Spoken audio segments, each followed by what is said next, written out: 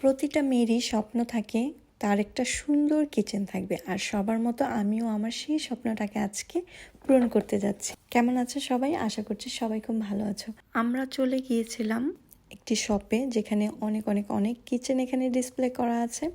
আমরা রিসেন্টলি নতুন একটা বাসায় উঠেছি, আর সেখানেই সেই বাসার জন্য আমাদের কিচেন প্রয়োজন। তো আমরা দেখছিলাম, অনেকগুলো শপ ঘুরছিলাম, আর এখানে চারপাশে দেখতেই পাচ্ছ প্রত্যেকটা কিচেন কি বলবো, প্রতিটাই হচ্ছে খুবই খুবই খুবই সুন্দর।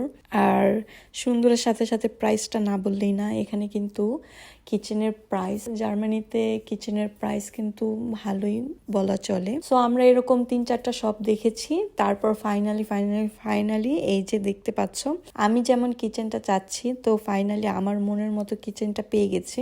তো এই তো এখানে আমরা অর্ডার করছি আমাদের কিচেনটা। আর এখানে একটা সমস্যা হচ্ছে, এখানে যেই কোনো কিচেনই তোমরা কিনো না কেন, সেটা ডেলিভারি করতে 1 থেকে 2 মাস টাইম তো লাগবেই। তো এটা খুবই একটা মানে কি বলবো, খুবই একটা কষ্টদায়ক সময় ছিল আমাদের। যাই হোক, আর এখানে আমরা অর্ডার করতে এসেছি, তো পেমেন্ট করা হয়ে যাচ্ছে। আর এখানে ওরা হচ্ছে আমাদের একটু কফি দিয়ে গেল। এর মধ্যে কিন্তু আমাদের ফ্রিজটা চলে এসেছে। এই তো দেখতে পাচ্ছেন অবনী আর অবনীর বাবা হচ্ছে ফ্রিজটা কি বলবো আনবক্সিং করছে। যাই হোক, আমার ফ্রিজটা কেমন হয়েছে সেটাও কিন্তু জানাবেন। সো ফাইনালি আমার অপেক্ষার পালা শেষ।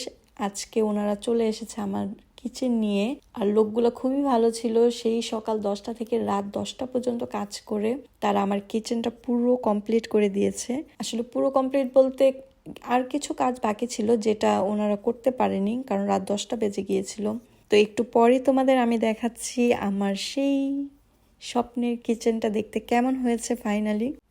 আর যতটুকু কাজ বাকি ছিল আমরা নিজেরা হচ্ছে সেই কাজগুলো করে দিচ্ছিলাম। তো ফাইনাল লুক তোমরা একটু পরে দেখতে পারবা। সবাই কমেন্ট করে জানাবা কেমন লেগেছে আমার কিচেনটা। এটা রাতে দেখতে কেমন সেটাও আমি তোমাদের সাথে শেয়ার করব।